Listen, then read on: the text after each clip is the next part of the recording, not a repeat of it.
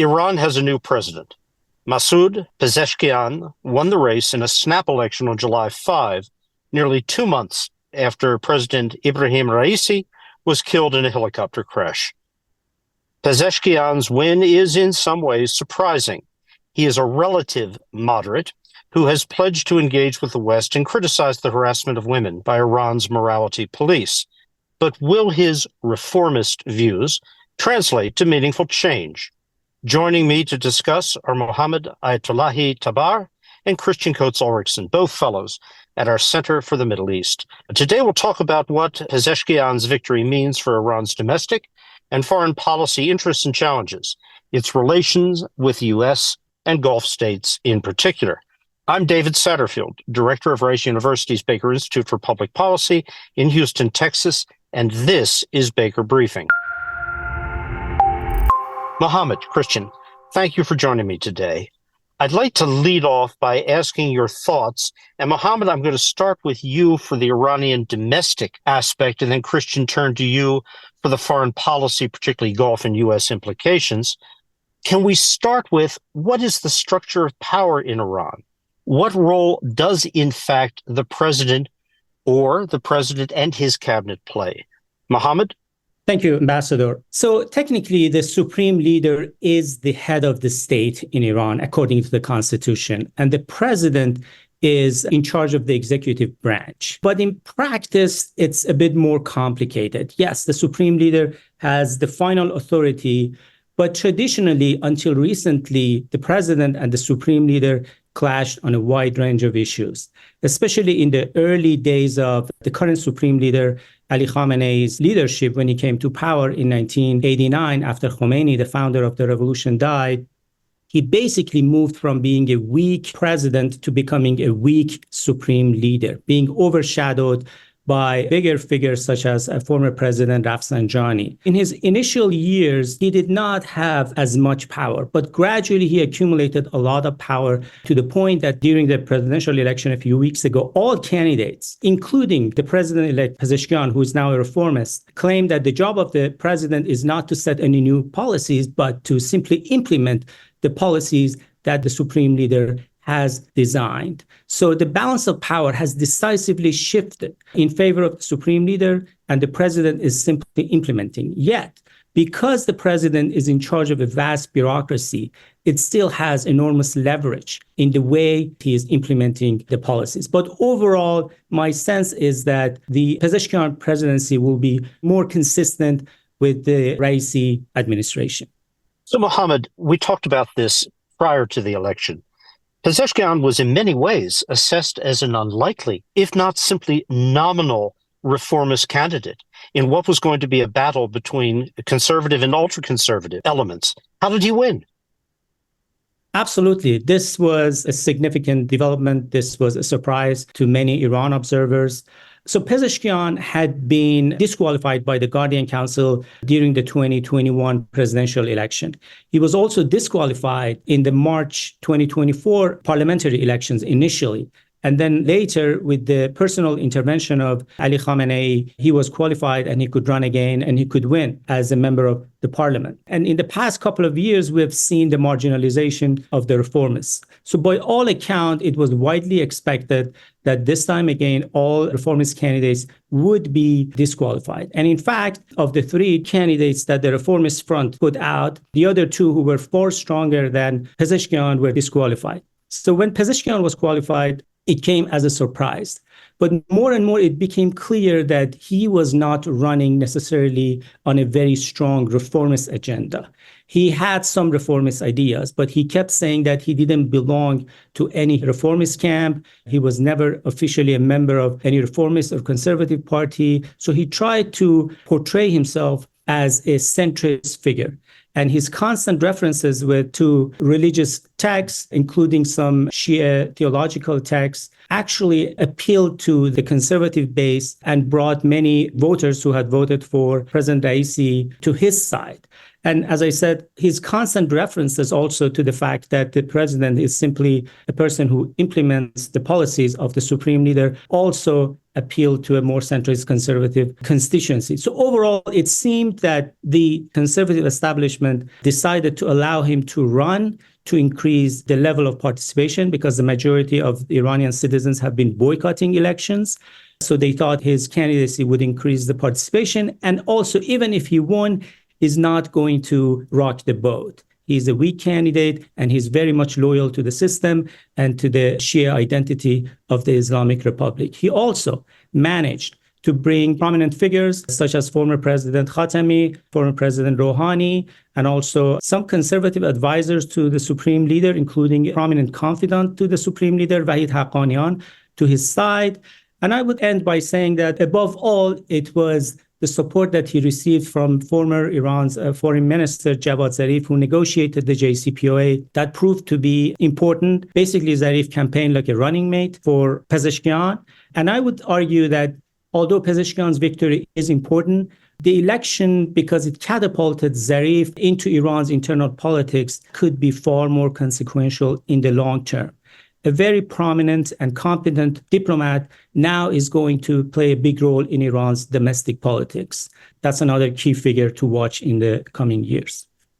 So let's talk about domestic politics. What's the impact of all of this? You've just laid out, Mohammad, a pretty bottom line assessment that it doesn't mean much.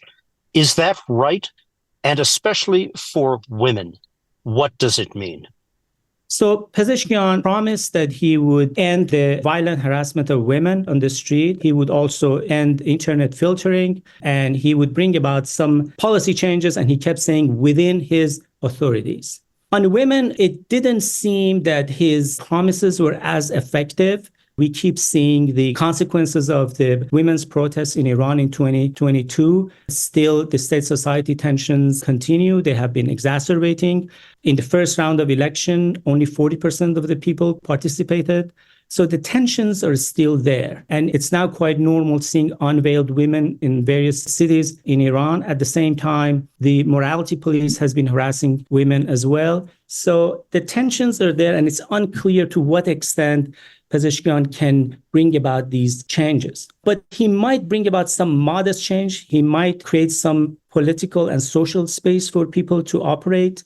Overall, within the system, there are two perspectives when it comes to women. One view is that if the system makes some concession to women, this could be the beginning of the end. The regime could collapse because it would embolden the citizen, it would embolden the opposition. But there is a different view, which is a growing view, and that is unless the system makes a concession and resolves this issue or comes to terms with this important crisis, the system could collapse. There is a growing recognition that they have lost the battle to women. As I said, unveiled women now, it's just pretty much a normal scene in Tehran. And I saw one interesting video coming out of Iran a few days ago, and that was some female teenagers unveiled participating in some Shia rituals. We'd never seen anything like this. In the past, men would participate and women would observe. And now we see women, after appropriating various spaces, the streets, university campuses, and other places, unveiled women. Now they're getting into religious spaces. And I think that is a very significant development. But again, to what extent Pezeshkian can reduce these tensions, to what extent can resolve these tensions, it remains to be seen. Okay, Mohammad, I'll get back to you on implications from your perspective for the U.S. But Kristian, what about the Gulf? How are they reacting?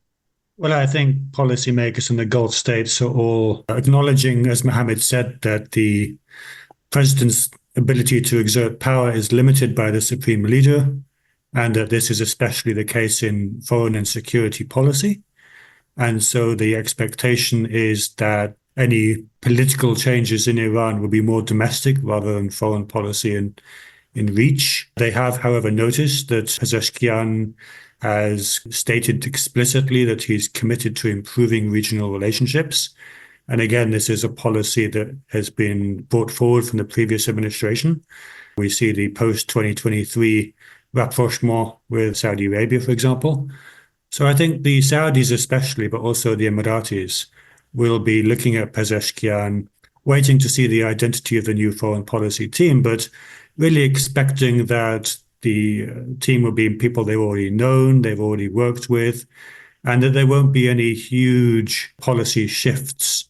There will be a continuation of the re-establishment of working pragmatic relationships with Gulf states.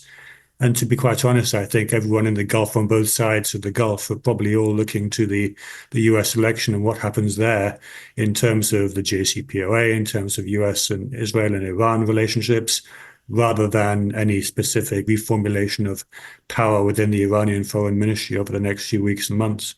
And the next foreign minister, who is that likely to be? It appears it will be Abbas Araghchi, who was the chief nuclear negotiator under Rouhani. He is widely respected by both reformists and conservatives. So it seems he will be the next foreign minister. Zarif may not take any prominent position. It's partly because the conservative-dominated Iranian parliament, basically he has no chance to be approved by the parliament, again, because of the failure of the JCPOA and other issues. But overall, his foreign policy team, Pezeshkian's foreign policy team, is largely consisted of Rouhani's foreign policy team. However, Zarif has promised, as the person who is behind Pezeshkian is going to run the show, at least for now, has promised to establish a national consensus government, which means the goal is to kind of marginalize the radicals on both conservative and the reformist side and bring elites from the more moderate conservative and moderate reformists. And for both of you, implications for the axis of resistance, particularly important now as we're seeking a ceasefire in Gaza, which would bring with it a ceasefire from Hezbollah. Where is Iran going to go on this? My sense is that on the axis of resistance, we're not going to see much changes. Pezeshkian's first message was actually to Sheikh Hassan Nasrallah, the head of Hezbollah, and also he sent a message to Ismail Haniyeh, the head of Hamas. So this was a signal that when it comes to the axis of resistance, there will be no changes. But as Kristian said earlier, when it comes to Arab states in the region, it seems that the Pezeshkian administration is planning to improve relations with those groups. So there were a lot of reports in Iran that after Pezeshkian was announced as the winner of the election, Iran's allies in the region were worried, were panicking. Ismail Qani, the head of Quds Force, apparently traveled to the region, tried to assure these leaders that Iran's policy would not change. And Pezeshkian's messages was basically consistent with this gesture that nothing will change as a result of the election. Well, I think one area to watch will be with the Houthis in Yemen, because we've seen increasingly volatile and threatening statements from the Houthi leadership threatening Saudi Arabia in ways that we haven't seen since 2022 over the last few weeks. And obviously, the Saudis are very keen to avoid any renewal of conflicts with the Houthis as they focus on their own economic objectives with Vision 2030. And clearly, the Houthi campaign against international shipping, they claim it's connected to the war in Gaza. So we'll have to see how they fit together. But I think certainly the way in which the Houthi threat to Saudi Arabia plays out over the next few weeks may indicate to the Gulf leaders either the fact that the Houthis are becoming more emboldened as part of that axis of resistance and more resistant to Iranian attempts to try and control their use, or a test of whether Iran can indeed rein in the Houthis should the Houthis continue to want to act in increasingly aggressive ways. And that, I think, will be, from the Gulf point of view, the thing they'll be looking at most. And Mohammad, back to you just a moment.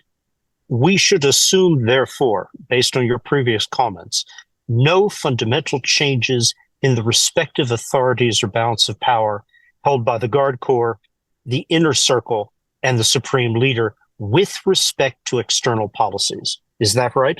That's correct. I think the only change we might be seeing is that there might be some attempts on the part of the Pezeshkian administration to reduce tensions with the U.S., improve relations with the Europeans. I think the assumption of the Supreme Leader and the IRGC is that these steps will not lead to any outcome. The foreign policy focus of the Supreme Leader and the IRGC is what they call eastward-looking foreign policy, which means deepening Iran's relations with Russia and China. But the Pezeshkian administration believes that Iran should have a more balanced relations with the East and the West.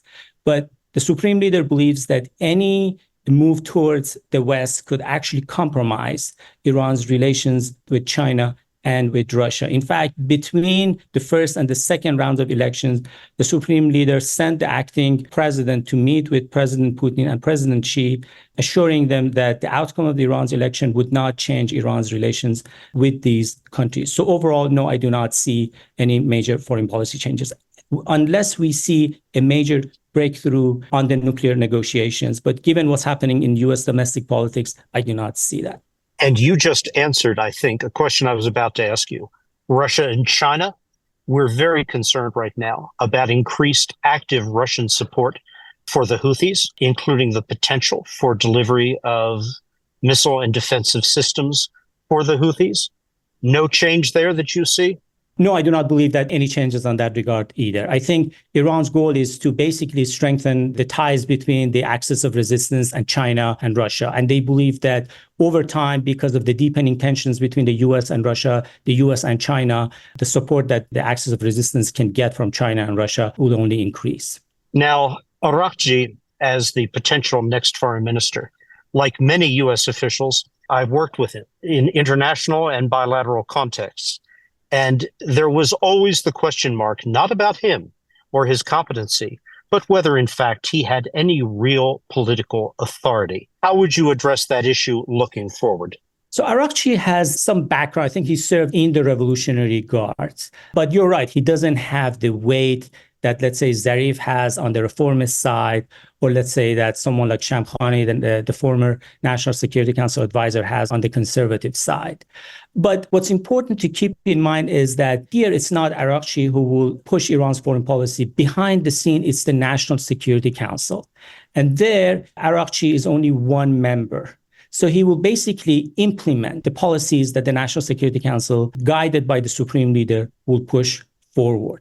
And to the extent that his mandate comes from further up, I think he carries some authority. And that is a bit different from, let's say, what we saw under Rouhani or under Khatami. It was always unclear that what Iran was presenting was a view of the reformists and was going to be sabotaged domestically. In this case, because of the administration is going to implement the Supreme Leader's policy very much similar to what Raisi tried to do, I think Araghchi will carry some weight, and the conservatives domestically will not try to sabotage any agreement that he manages to get the way they did, let's say, under Rouhani or under Khatami. So he does carry some weight, not because of who he is, but because of the domestic balance of power in Iran.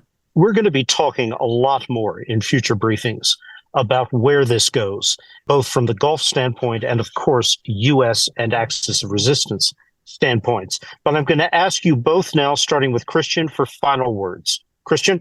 Well, I think the Iranian perspective is now shifting to the U.S. election. Of course, the hope in 2021 of a return to the JCPOA has not happened, and I think all pretense that that might take place has been abandoned.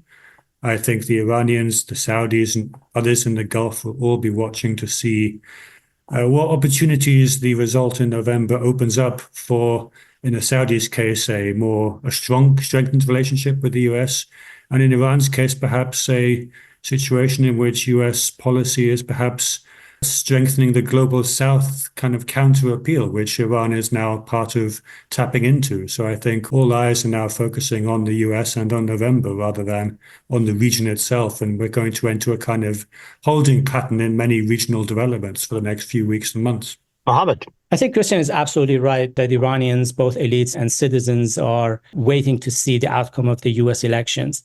And I want to say very briefly that among the elites, there are divergent views as who they may prefer to be the next US president.